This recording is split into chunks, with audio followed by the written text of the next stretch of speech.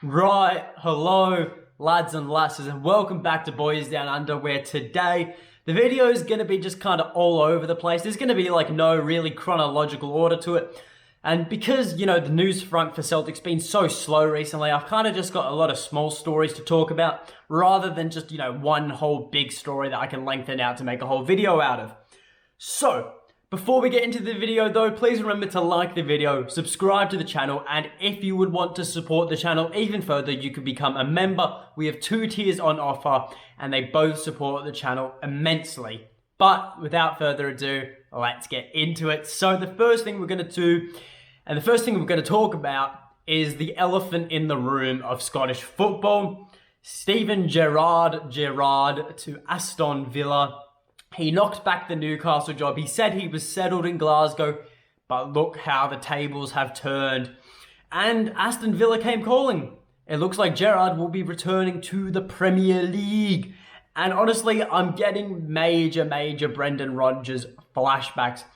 Aston Villa, they may not be as huge of a club at the moment as Leicester are, but certainly a manager using the Scottish Premiership as a stepping stone to get into the Premier League for managing. But to be fair, the Premier League is usually what all managers aim for to manage in. And look, it's very interesting to see what happens here. I think the most recent thing I heard about it is that it's pretty much finalized, and there'll be an announcement in the next 24 to 48 to 72 hours. So it'll be interesting not only to see if he does end up going, and if he gets to take his backroom staff with him, but who will end up being the new Rangers manager. It's all going to be very interesting, and I think despite this being a Celtic channel, that was just something we had to address straight away, because as I said earlier, it is certainly the elephant in the room when it comes to Scottish football. But talking about Scottish football managers, how bloody good. Ange Postecoglou, manager of the month for October. And he deservedly so won Manager of the Month. Celtic played 5 league matches during the month of October. We have won 4 of them, and then we drew only once. That was 13 points out of a possible 15. Celtic were unbeaten. And it is really starting to click for Celtic. And honestly, I think we can all be expecting, maybe even for November, a Manager of the Month award for Ange Postecoglou again, back to back. Who knows? We'll have to wait and see. But honestly, the way Celtic has transformed this team is really amazing. From what Lennon left Ange Postecoglou to what they've got now, it is incredible. And Ange summed it up when asked about what's going on with Rangers and Gerrard. He answered the question in the most Ange fashionable way as possible. He said, "When you're trying to build something and be successful, you can't afford to look over your fence. We have to build our house, make it nice and beautiful, then see how it stacks up against the rest of the neighborhood." And honestly, at the season's end, I'm going to have to make a video ranking my favorite Ange Postecoglou quotes from this season, because by the end of it, he's just going to have a handful. And honestly, Ange, I don't know what more to say. But at the end of the day, congratulations, Ange, and thank you for what you've done to Celtic in such a short amount of time, because you deserve it. And honestly, I think Celtic could be taking out a doubleheader of monthly awards, and I can certainly expect to see a Celtic player be receiving the Player of the Month award. And I think it could be a range of Celtic players, and I think the reason for that, it's not only testament to the players for performing, but it's a testament to Ange, who made those transfers and didn't just make, transfers for the rebuild's sake. I guess you could say he made transfers that he thought or knew that would make a really positive impact on this playing squad. And our front three, the best front three in Scotland, and our front three who did not know each other before the end of August.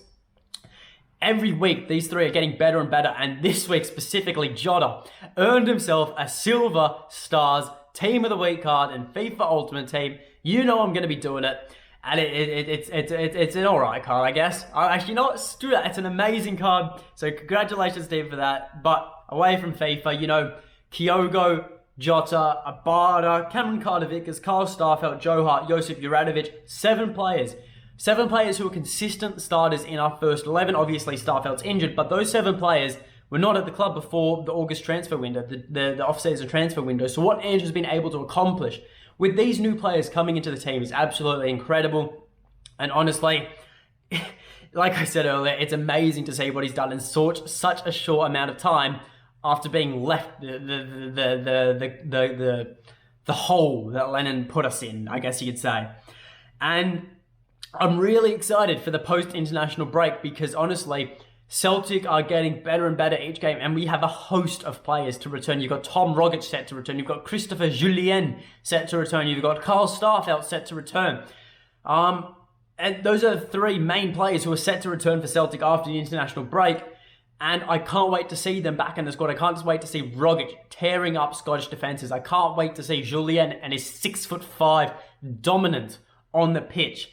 And I think we're just looking better and better, and these players will make the team so much better after the international break, where Celtic have some crucial games, such as Leverkusen, St Johnstone in the Cup, and there's the Real Betis game as well. In other news, though, we have some comments made by Ange in a press conference regarding the January transfer window. He said that Celtic certainly will be active in the window, as we all kind of expected, and that's a positive. And there are specific players he has his eyes on. I think one that's growing in strength is Rio Hatate, whose his contract is running out with Kawasaki Frontale. So I think it's like pretty certain he'll come to Celtic, but that's if you believe the Daily Record, that is. But there are also some players who he expects to leave. Now, Albi Ageti is one of them. We spoke about him in like the last video. But also there are reports coming out of that Vasilias Butterfingers Barkas will be leaving the club. And honestly, I'm so happy to see that. It's best for him. It's best for the club. And I think it's a great move all around. And also, it gives the chance for Ange to, start embedding the younger goalkeepers, the B team goalkeepers, into the starting team. One that certainly caught my eye recently is Tommy McIntyre's Toby Oluwayemi. He looks like a real player for the future. And certainly, I guess you could call him a keeper. Yeah, I'll stay away from the puns from me. But there's also rumors about Osazi Urigide and Liam Shaw. They both are actually expected to go out on loan in January. Don't know how much truth is to that, but I can see them getting that and trying to, get some match game time in, because honestly, that's the most important thing to a footballer for the development is match game time. I'm having a stroke. That is not, I don't know what's going on. Anyways, look, I think from a fan's perspective, this transfer window that's coming up for Celtic, I don't think it's going to be a real exciting one for Celtic. I don't think it's going to be as hectic as the August transfer window. That was manic, and I loved every second of that. And from a fan's perspective, it's disappointing to see your team not as active in the transfer window. But I think internally from the club, I think they need to have a break, and I think they need to take it really easy, because from what I think the club went through in August for trying to sign players was mental, and players departing. So I think it will certainly be cut down upon in the January transfer window, where we'll have to wait and see who arrives to the club. Japanese players, I think, J-League players will be coming to the club. Hopefully Maeda. I'm really strong on Days and Maeda coming to the club. I think he'd be amazing. Rio Hatate, another one. I think he would be amazing to sign for the club. And I think there's a host of more players, even just around Europe, that Ange could bring in that could certainly bolster this team. But other than that, there's not much else to report for you guys. It's been a real slow couple of days on the Celtic news front. All the journos in Scotland have pretty much only been reporting on this what seems like an imminent move for Steven Gerrard to Aston Villa. And there's not much to report about Celtic. I think that was the best we could do. Kind of running out of ideas. So if you guys have got any video ideas, drop them in the comments below, because honestly, your guys' video ideas actually turn out to be the better performing ones on the channel. So I really do appreciate them. And usually they're the more fun ones to make. So leave them in the comments below. International break, it's such a bore, but we push on. Should be over in no time. If you guys have any, I've already said that. But that is all from me. So remember to like the video, subscribe to the channel, become a member if you want to support the channel even further. But until next time, hail, hail.